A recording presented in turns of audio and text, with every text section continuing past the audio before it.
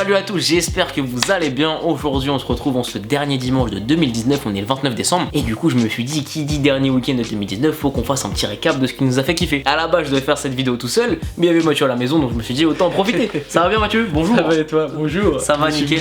Mathieu, du coup aujourd'hui t'es avec moi pour parler des top et flop sorties sneakers de 2019. On en a choisi deux chacun, donc en tout on va mentionner 4 paires. Donc 4 paires qu'on a kiffé, 4 paires qu'on a moins kiffé. Ouais, c'est ça. Qu'elles soient moches, qu'on n'ait pas kiffé le délire, qu'on a été déçus, etc. Et comme d'habitude, si vous kiffez la vidéo, n'hésitez pas à mettre un petit pouce bleu qui fait toujours plaisir et à vous abonner en activant la petite cloche des notifications, comme ça vous ne ratez rien. En attendant, je vous remercie quand même pour 2019, il s'est passé plein de trucs, on a dépassé les 85 000 abonnés et l'année 2020 va être encore plus stylée. Voilà, point terminé. Maintenant Mathieu, parle-moi de tes premiers top sneakers 2019. Attention, quelle est la première? Alors du coup, moi mes tops, la première ça va être, bon on en avait parlé en plus de ça dans le tournoi sneakers qu'on a fait ensemble. Du coup c'est la Nike Sacai. Ok, la Waffle Racer. Ouais, la Waffle Racer. Je trouve que la paire en elle-même est super réussie. Je trouve que c'est génial d'avoir pris une paire lambda de chez Nike. Alors ce que j'appelle paire lambda de chez Nike, même si c'est des paires que j'aime bien, Talwing, Cortez, Elite, des paires très classiques, Waffle, des paires ultra classiques qui passent un peu avec tout, et en plus de ça des paires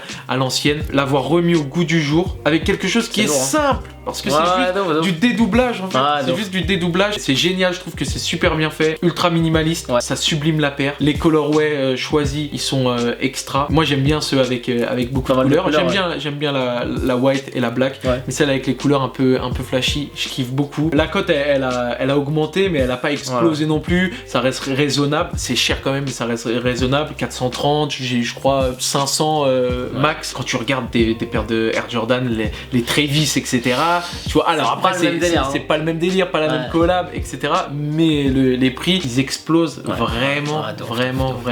Donc du coup je trouve que c'est une bonne paire. Elle a apporté un nouveau délire. La cote elle explose pas tant que ça. Waffle Racer Sacai, c'est ton premier top. Ouais voilà, c'est mon premier top. Et du coup pour le deuxième top, alors là c'est pas une collaboration, avec un designer, une marque ou quelque chose. Ça va être juste une release, la release de la Shox. Ça donne toujours le petit côté de nostalgie. Moi je mettais ça, j'étais en CM2 6ème, donc ouais c'est cool. Moi j'aime bien ces petits moves là, tu vois. Ouais, un peu nostalgique. Là récemment la Air Max Plus 3. Oh putain, bête de paire, le coloris bleu là qui est sorti, mais réussi à 200%. Ouais, j'ai grave kiffé. J'adore quand les marques elles font ça, elles lancent un petit storytelling sur la paire. C'est des petites paires assez agressifs, un peu Cartier, etc. Moi j'aime bien ces petites paires là. La Shox c'est mon top. Donc la Waffle Sacai et la Shox c'est mon top pour l'année 2019. Sur la Shox il y a eu deux collabs quand même. Il y a eu Skepta et il y a eu Neymar aussi. Neymar. Plutôt Neymar, plutôt Skepta. Plutôt Skepta, moi Neymar. Fais honneur au PSG bordel. Je suis supporter aussi du PSG, mais la blanche je trouve que franchement elle ressemble beaucoup à la OG, enfin dans le délire. Un peu comme la noire de Skepta en vrai. Un peu comme la noire de Skepta. Tu vois, le mec tout de suite. J'ai pas aimé, tu sais, avec le dégradé un peu, c'était quoi, jaune, rouge, vert. Ouais, c'était du rouge au vert en passant par le jaune. Ouais, Jamaïca. Mais c'est bien, c'est brésilien, c'est coloré, le soleil, on aime bien. Non. Sur la plage. Non, merci. Non. Oh putain, t'es chiant. Et du coup, toi, qu'est-ce qui t'a fait kiffer cette année? Et bah moi, du coup, comme tu l'as mentionné, la Waffle Racer Sacai, on pouvait pas passer à côté. Ouais, on tombe d'accord, mais je pense qu'il n'y a pas que nous deux. Non, je pense que... dites-le nous. Hein. Bien sûr, dites-le nous dans les commentaires, donnez-nous vos tops, vos flops et dites-nous ce que vous pensez de tout ce qu'on dit. Mais en global, de toute façon, les tops de l'année, je pense, sont les tops pour beaucoup de monde. Et d'ailleurs, quand on a parlé, je l'ai même pas montré, mais aujourd'hui, je l'ai à mes pieds. C'est incroyable. Et c'est même pas fait exprès. Mais du coup, voilà, petite Waffle Racer Sacai. Moi, c'est ce coloris-là qui m'a touché droit dans le cœur. J'aime bien aussi. Vraiment je préfère quand il y a plus de couleurs, mais celle-là, elle est cool. Moi, sur la Sacai, un peu moins. Je trouve qu'en fait, elle est vraiment très élégante. C'est vrai. Et en fait, là où je trouve que le taf de Sacai est exceptionnel, c'est qu'ils sont allés dans le minimaliste et ils ont réussi à sublimer une paire. Donc, ils ont vraiment bien fait leur taf de créateur pour le coup. Avec un délire très simple, donc comme t'as dit, qui est dédoublé. Aujourd'hui, la paire est totalement différente par rapport à celle de base. Elle s'est vraiment transformée.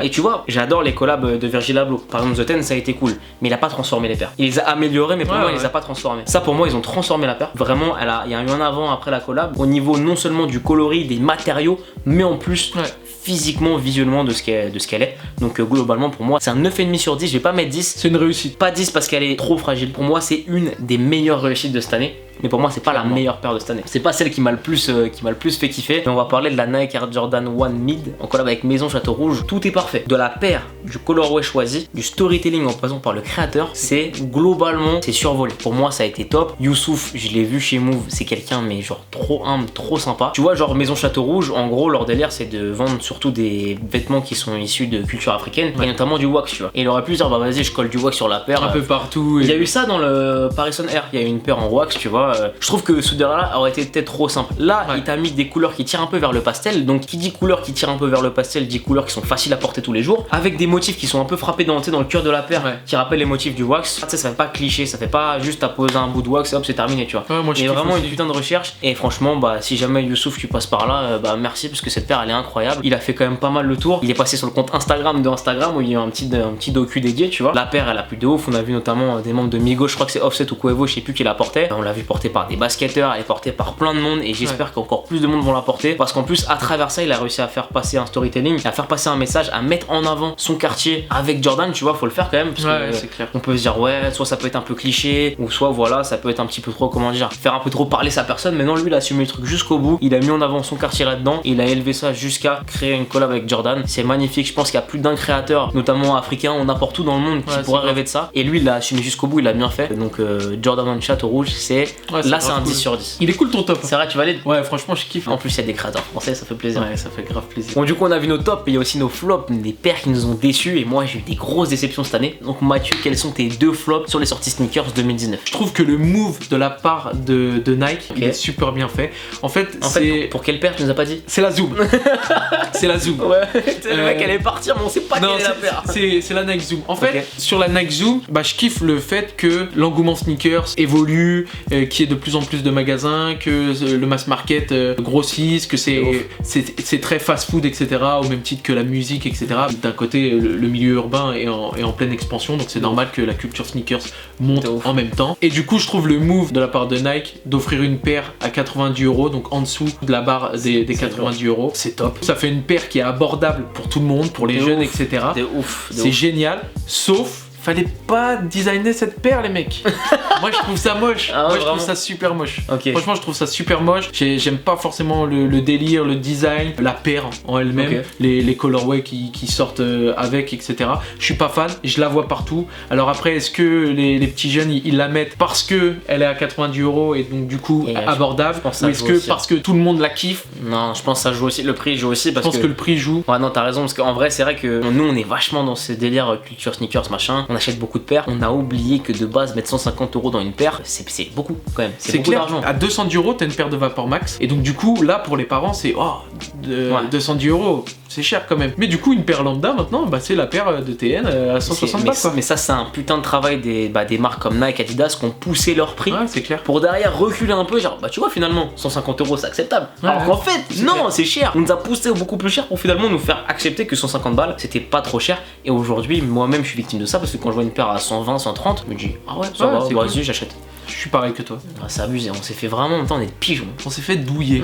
Mais à contrario, à côté de ça, ils peuvent te faire un move en te proposant une paire à 90 €. Ouais, donc c'est pas mal. Mais pas cette paire. Moi je suis plutôt d'accord avec toi, en global je trouve que visuellement cette paire j'aime pas du tout. J'aime vraiment pas du tout, mais elle a eu un bon succès quand même, un bon public, donc je pense qu'il y en a pas mal d'entre vous qui regardent, qui vont kiffer la paire, mais moi perso ça ne me parle pas. Mathieu, ton deuxième flop, ta deuxième déception de 2019? Alors ma deuxième déception de 2019, c'est une paire de Virgil Abloh et c'est la Waffle, du coup, mais cette fois-ci pas avec Sacai mais avec Virgil Abloh. Et moi j'ai pas du tout kiffé. Alors il y a le délire running etc. Moi je le comprends pas. Donne-moi ton avis là-dessus. Moi j'aime bien parce que aussi je suis hyper réceptif aux collabs qui concernent le running. Par exemple j'avais adoré, je crois que c'était en 2015, il y a une collab Nike Jacuzzu. J'avais adoré que ce soit les items en apparel mais aussi les paires qui étaient sorties. Là pour le coup ça me parle pas mal. Alors c'est vrai que malheureusement j'ai pas acheté parce que je me vois pas trop la porter au quotidien, un peu compliqué à placer. Délire particulier mais moi je kiffe. Bah merci Mathieu pour tes deux flops. Bah de rien. Et toi du coup? Alors moi mes deux flops, alors la première sortie le 1er janvier 2019, j'ai été chercher loin il y a quasiment un an, j'ai eu de la chance. Ça rentre dans le top. Voilà, ça rentre dans le top, c'est en 2019 et je n'ai pas compris. Il y a un an et demi on a eu une propagande Nike Air Monarch 4 et à juste titre c'est une bonne paire pour 50 €. Camino en France a fait le taf, dans le reste du monde entier il y a eu d'autres médias, il y a eu d'autres facteurs d'influence qui ont fait que la paire a bien marché et bien reparti parce que c'est une paire qui datait. Et du coup t'as Martin Rose qui s'est dit tiens je vais faire une collab avec Nike et qui nous a sorti une Nike Air Monarch 4 du coup en collab avec Martin Rose. Je vous la mets à l'écran. Ouais, ça c'est horrible. Voilà, je ne comprends pas le message passé, je ne comprends pas le design, je ne me vois pas la porter. En plus, noir, rose, blanc, verni, non. Voilà, pour moi c'est un total raté. Genre ok, on peut ne pas être réceptif au taf d'un designer ou d'une marque, mais là pour moi c'est même plus que pas être réceptif, je trouve que le taf est totalement raté. J'ai presque envie de dire ça ne se porte pas. Qui suis-je pour dire ça après tout, mais en tout cas voilà. En plus c'est arrivé après la guerre, c'est genre il y a eu une hype de ouf et c'est arrivé 6 mois après. C'est pas comme si tu surfes sur le truc, ils ont pas surfé sur le truc, ça arrive 6 mois après, 8 mois après. En plus les dachus en général c'est arrivé à maturité, et là le délire est hyper spé. Donc non, pour moi c'est un total raté, mais encore ça j'en attendais pas grand chose. Là où ça me fait plus chier, c'est pas mon deuxième flop, Kendrick Lamar, je l'aime. La pile de boîtes de Reebok là, c'est que du Kendrick Lamar. Et en gros, après Reebok, il a signé chez Nike. Plus les collabs Nike sont passés, moins j'ai kiffé. Il y a eu la première, je crois que c'était la Dame, ok, cool, j'ai bien aimé, ça fait référence à l'album. Ensuite, il y a la Kung Fu Kenny, ok, bon. Après, t'as eu l'autre là, sans lacet. Ouais, je sais plus c'était quoi le nom, mais bref, la slip-on là, qui me plaît plus trop. Et il y a un an et demi, Nike sort la React 87, qui est une bonne paire. Ensuite, il la décline en 55, qui est une moins bonne paire, mais que j'aime un peu moins, mais du coup, qui est plus facile à vendre en cher, car moins bon matériau et du coup moins cher. Kendrick Lamar et Nike ont jugé ça judicieux de faire une collab sur la Nike React 55, pas la 87, et je vous mets une image à l'écran de ce que ça donne. Pour moi, c'est un total raté, parce que déjà la paire, mauvais choix. Ensuite, je retrouve pas du tout Kendrick sur la paire, tu vois, sur la collab, je trouve pas du tout la patte de Kendrick. Et en plus, même si on retrouvait pas Kendrick, ils auraient pu faire un coloris qui est cool, tu vois. Mais là, même pas l'espèce de motif dessus, ça me parle pas du tout. Je trouve ça raté de chez raté, donc moi, c'est un gros flop. Et tu vois, moi, c'est ça que je trouve dommage, c'est que Kendrick Lamar, c'est quand même un artiste qui va plutôt loin dans ses démarches, quoi qu'il fasse, que ce soit dans la musique, etc. Normalement, dans ses lyrics, c'est poussé, c'est recherché, c'est clair. Fais pareil sur le textile, mon gars, tu vois. Et je comprends pas que d'un côté, ils arrivent à faire vraiment un bon taf avec certains rappeurs, moins bon avec d'autres. Je pense très clairement que Kendrick sur cette dernière collab, il a juste je dis ok, je valide et hop, ça part. Après ça s'essouffle. Après tu sais, peut-être que même au même titre que la musique, tu sais, les rappeurs des fois ils signent en maison de disques pour peut-être 1 disque, 2 disques, 3 disques, peut-être que là ils signent pour tant de collabs, et à la fin tu sais le contrat peut-être, après je sais pas, non, c'est une supposition, mais tu sais peut-être que c'est pour ça, et après il s'essouffle. J'étais prêt à me prendre toute la série de Nike pour me faire kiffer, tu vois, parce que c'est vraiment comme tu dis, ce gars-là me parle de fou depuis 7-8 ans que je l'écoute. En fait non, parce que je suis hyper déçu, et vu la tournure que ça prend, je pense que tu vois, ça me donne même pas envie de cliquer les autres. Du coup voilà, c'était nos tops et nos flops sorties sneakers 2019. Comme on a dit, envoyez-nous les vôtres dans les commentaires, je suis bien curieux de savoir quels sont les vôtres. Je pense que ça va bien bombarder sur les flops Virgil Abloh, je sais pas pourquoi je le sens bien. Envoyez-nous vos avis sur nos tops et flops dans les commentaires, mais aussi vos sélections de déception, mais aussi de paires que vous avez kiffé. Si vous avez kiffé, mettez un petit pouce bleu, abonnez-vous, mettez la petite cloche de notification pour ne rien rater. Et puis voilà, Mathieu, merci d'avoir fait cette petite vidéo avec moi aujourd'hui. De rien. C'est toujours un plaisir de partager une petite vidéo avec toi. Yes, on se retrouvera en 2020. Voilà, en 2020 pour une nouvelle année, nouveau projet et surtout un nouveau tournoi. Comme on a dit, on fera voter les abonnés, ce sera mieux. Et surtout, bien sûr, on est le 29, le 31 c'est la soirée, faites attention, faites pas n'importe quoi. Ne prenez pas la route alcoolisée. Voilà, c'est le daron Vince qui parle. Trouvez des Sam. Voilà, des Sam, ouais, c'est toujours mieux, je pense. Non, trêve de plaisanterie, c'est important, faites attention. J'ai parlé comme si j'avais 45 ans, tu sais. Voilà, comme a dit Mathieu, portez-vous bien, prenez soin de vous, à très vite. Très bonne soirée du nouvel an. Et puis voilà, peace. Ciao.